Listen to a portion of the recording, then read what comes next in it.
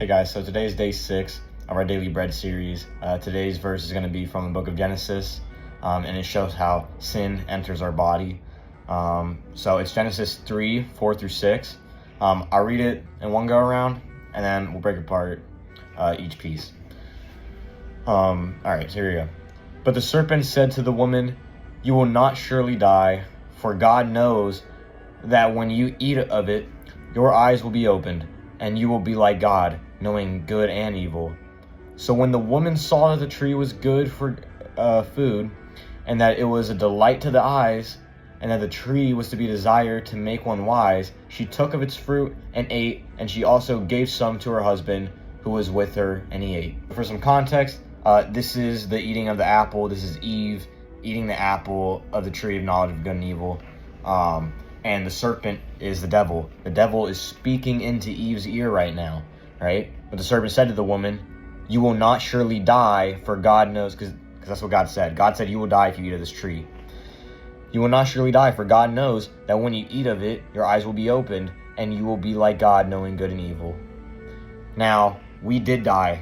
All of us died when they ate this fruit, because now sin leads to death. That passed down throughout all of humanity, and we all sin now, so we're all dead. That's why we need Jesus Christ.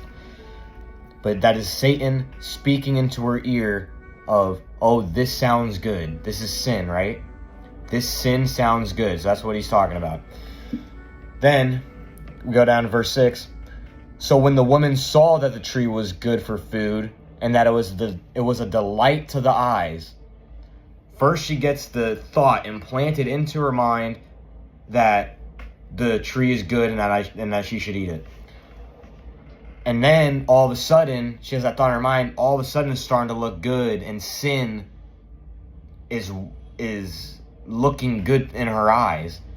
And so now there's multiple things that lead up to sin, right? You got the thought first, and then leading up to the sin is you thinking, okay, this sin is okay, and that I should do it. Next thing you know, she eats the fruit, and she gives the fruit to the husband. So that's how sin enters the body.